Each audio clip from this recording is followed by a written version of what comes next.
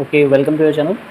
आज हम लोग लेकर के आए हैं एक काफ़ी इम्पॉर्टेंट एक्सपेरिमेंट जो कि 12th क्लास में होता है और ग्रेजुएशन में भी होता है और 11th क्लास से भी स्टार्ट करवा देते हैं कुछ जगह पे।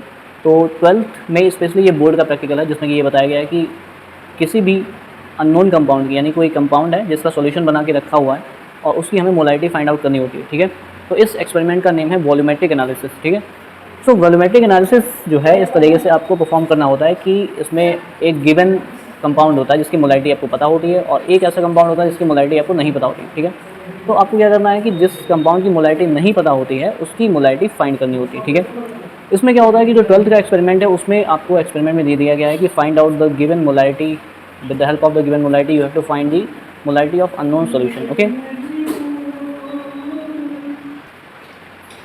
ओके, तो हम लोग ये कह रहे थे कि यहाँ पे एक्चुअली जो 12th का एक्सपेरिमेंट होता है उसमें जो वॉल्यूमेट्रिक एनालिसिस होती है उसका कैलकुलेशन किया जाता है। तो वॉल्यूमेट्रिक एनालिसिस में क्या होता है कि एक गिवन सॉल्यूशन होगा जिसकी मोलारिटी पता होगी, जिसकी मोलारिटी नहीं पता होगी वो ब्यूरेट में फिल होता है। ये हमारे पास क्या होता है, ये स्टैंड है, ब्यूरेट स्टैंड बोला जाता है। ये जो ट्यूब लगी हुई है, ग्लास ट्यूब, इसको कहते हैं ब्यूरेट। ठीक है, और उसके साथ में आपको एक और फ्लास्क लेने की होता है, इसको कहते हैं कॉनिकल फ्लास्क। ठीक है, या टाइटेशन फ्लास्क भी इसको कह सकते हैं। ठीक है, उसके बाद में ये सारे एक्सपेरिमेंट मतलब ये एक्सपेरिमेंट परफॉर्म करने के लिए आपके पास इतनी चीज़ें होनी चाहिए। उसके बाद एक आपके पास पिपेट होनी चाहिए। ये हमारे पास ये जो एक्सपेरिमेंट के लिए होती है इसमें वॉल्यूम की क्वांटिटी को मेज़र किया जाता है। ठीक है, तो ये पिपेट बोली जाती है। ठीक है, तो पिपेट भी होना जरूरी है, तो पिपेट होना चाहिए। उसके बाद तो हमें करना क्या होता है कि आपको एक अननोन सॉल्यूशन दिया जाएगा जिसकी मोलारिटी नहीं पता होगी, इसकी मोलारिटी फाइंड आउट करनी होगी। एक सॉल्यूशन ऐसा होगा जिसकी मोलारिटी आपको पता होगी, तो आपकी जो एक्सपेरिमेंट है 12th में उसमें m/20 मोहरसाल्ट सॉल्यूशन की हेल्प से अननोन सॉल्यूशन की मोलारिटी जो है निकालनी होगी। ठीक है, तो यही एक्सपेरिमेंट में करना होता है।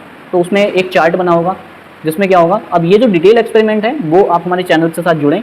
जितना भी डिटेल एक्सपेरिमेंट होता है, कैसे परफॉर्म किया जाता है, कैसे सॉल्यूशन प्रिपेयर किया जाएगा, वो सारी चीज़ें हम लोग क्या करेंगे जब स्टूडेंट्स हमारे साथ में होंगे तो हम उसकी वीडियो क्लिप जो है आपके साथ शेयर करेंगे। ठीक है, लेकिन तब तक उसके लिए जो थोड़ा जिनको इसके बारे में थोड़ी बहुत नॉलेज है तो वो मैं बता दे रहा हूँ। ठीक है, अब क्या करेंगे, इसमें एक जो सॉल्यूशन है जिसकी मोलारिटी हमको पता है उसको हम क्या करना है, या तो 10 ml में यूज़ करना है या 20 ml में यूज़ करना है। ठीक है, 10 ml और 20 ml की क्वांटिटी जो है हर एक मेजरमेंट, हर एक रीडिंग के लिए निकालना है।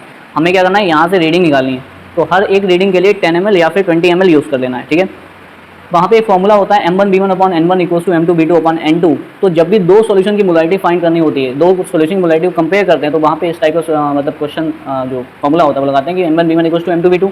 तो नंबर ऑफ मोल्स के लिए क्या करते हैं, m1b1/n1 = m2b2/n2। ठीक है, तो इस तरीके से हम फाइंड आउट कर लेंगे। सो फर्स्ट अब इसमें रीडिंग निकालने के लिए करेंगे क्या, सबसे पहले तो हम क्या करेंगे कि ये जो पिपेट है इसकी हेल्प से हम या तो इस सॉल्यूशन को, जो ये सॉल्यूशन मोहरसाल्ट का है क्योंकि इसकी मोलारिटी पता है, तो इस सॉल्यूशन को हम क्या करेंगे अपने वॉल्यूमेट्रिक फ्लास्क में मेजर करेंगे। कितना, 10 ml और 20 ml। हमारे पास 10 ml की पिपेट है तो हम क्या करेंगे 10 ml की क्वांटिटी ही इसमें मेजर करेंगे। तो हम इसको ऐसे सब करके 10 ml, यहाँ पे एक मार्क होता है, यहाँ तक मार्क बना हुआ है, यहाँ तक आपको क्या करना है, इसको सक करना है। ठीक है, तो सक करने के बाद इसको फिर आपको इसमें ट्रांसफ़र कर लेना है। ठीक है, तो मैं इसको सक करने वाला नहीं हूँ, तो मैं क्या करूँगा, इसकी जगह पे मेरे पास ऑप्शनल रखा हुआ है, यहाँ पे मेजरिंग सिलेंडर है मेरे पास, तो मैं मेजरिंग सिलेंडर की हेल्प से 10 ml यहाँ पे वॉल्यूमेट्रिक फ्लास्क में ट्रांसफर करने वाला हूँ। ठीक है, उसके बाद आप क्या करोगे, जब आप इसको 10 ml क्वांटिटी ले लोगे, 10 ml की quantity, one drop is very important, reading change हो जाती है। तो आपको क्या करना है कि ये 10 ml का जो लिया गया है एक्सपेरिमेंट करने के लिए, 10 ml की क्वांटिटी को आप ऐड करोगे ब्यूरेट में, और इसमें डायरेक्टली ऐड नहीं करना है। इस ये रिएक्शन क्योंकि एसिडिक मीडियम में होती है, this is an example of redox reaction. केमोनोफोर, ये यहाँ पे जो फिल हुआ है इसको कहते हैं पोटेशियम परमैंगनेट। ठीक है, ये केमोनोफोर फिल है, और ये जो हमारे पास है प्रेजेंट टाइम में सॉल्यूशन, इसको मोहरसाल्ट का बनाया गया। ये मोहरसाल्ट m/40 है। ठीक है, m/20, m/40, m/10 कुछ भी लिख सकते हो, कुछ भी मतलब स्टैंडर्ड ले सकते हैं। मेन मोटो ये है कि हमें इसकी मोलारिटी फाइंड करनी होगी। ठीक है, तो हम कैसे फाइंड करेंगे उसके लिए आप लोग जरा इसके साथ बने रहें। ओके, आपके पास लैब में क्या होगा, डाइल्यूट H2SO4 सॉल्यूशन रखा होगा। तो डाइल्यूट H2SO4 सॉल्यूशन क्या करना है, आपको लेना है और एक test tube dilute H2SO4 solution जो है, ये जो सॉल्यूशन आपने लिया है मोहरसाल्ट का, इसमें डाइल्यूट H2SO4 ऐड करेंगे 1 टेस्ट ट्यूब। ठीक है, रीडिंग निकालने से पहले ऐड करेंगे। ठीक है, तो हम क्या करेंगे 1 टेस्ट ट्यूब डाइल्यूट H2SO4 इसमें ऐड करने वाले हैं। ठीक है, क्योंकि ये रिएक्शन सिर्फ एसिडिक मीडियम में ही होती है। Okay, now we will add the potassium permanganate in this solution drop by drop. Okay, burette को आप क्या करोगे, होल्ड करोगे और अपने लेफ्ट हैंड से, जो ये लेफ्ट हैंड है, इसको यहाँ एंटी क्लॉकवाइज घुमाओगे। तो ये जो कॉर्क होती है इसको ऐसे करके ओपन करना है, लेकिन आप अपने ऐसे करके ओपन नहीं करोगे। ठीक है, आप क्या करोगे, लेफ्ट हैंड लोगे और इसको ऐसे करके अपना एंटी क्लॉकवाइज घुमाना है। ठीक है, तो ये ड्रॉप बाय ड्रॉप इसमें ऐड होने लगेगा। उसके बाद क्या करना है, सॉल्यूशन को सेक करते जाना है। ठीक है, मैं क्या बता रहा हूँ, सॉल्यूशन जो है ना इसको सेक करते जाना है। ठीक है, ऐसा क्यों हुआ, क्योंकि ये सॉल्यूशन जो है पिंक होना चाहेगा। ठीक है, एक और बात, एक्सपेरिमेंट स्टार्ट करने से पहले मैं आपको बता दूं कि इसमें रीडिंग हमें कैसे पता चलेगी आ गई है, रिएक्शन कंप्लीट हो गई है। तो आप क्या करोगे, ये जो सॉल्यूशन आपका लिया है, जो मोहर साल्ट सॉल्यूशन, ये अभी कलरलेस है, ये कुछ टाइम बाद क्या हो जाएगा, पिंक कलर का हो जाएगा। Pink colour is the end point of this reading. ठीक है, अगर पिंक कलर आ जाएगा तो हमारी रीडिंग वहीं पे स्टॉप हो जाएगी। हम क्या करेंगे, लाइट पिंक कलर इस सॉल्यूशन में लाएंगे, वो हमारी फर्स्ट रीडिंग होगी। सबसे पहले हम क्या करेंगे, अपनी इनिशियल रीडिंग V1 नोट कर लेंगे। 0 होती है, 0 से लेकर के आपकी 50 ml की ब्यू रेट होती है, 50 तक होती है। तो 0 से स्टार्ट करना है और 0 से स्टार्ट करने के बाद देखते हैं पहली रीडिंग कहाँ पे आती है। ठीक है, तो 1 by 1 बहुत ही ड्रॉप बाय ड्रॉप हमें केमनोफोर ऐड करना है, क्योंकि एक ड्रॉप से ही कलर चेंज हो जाता है। ठीक है, तो कलर आई होप आने ही वाला है 1 या 2 ड्रॉप में, और ये यहाँ पे कलर हमें मिल गया है। ठीक है, आप देख सकते हैं कि आपका ये जो सॉल्यूशन है ये कैसा आ गया है, लाइट पिंक कलर। ठीक है, तो ये जो लाइट पिंक कलर आया है ये हमारा बता रहा है कि रिएक्शन कंप्लीट हो गई है। ठीक है, तो वॉल्यूमेट्रिक एनालिसिस जो होता है, जिसमें कि केमनोफोर का कोई ऐसा सॉल्यूशन होगा जिसकी मोलैरिटी आपको नहीं पता होगी और किसी दूसरे कंपाउंड की मोलैरिटी पता होगी, उसकी हेल्प से हम किसी अननोन सॉल्यूशन की मोलैरिटी कैलकुलेट करते हैं। इसी को कहते हैं वॉल्यूमेट्रिक एनालिसिस।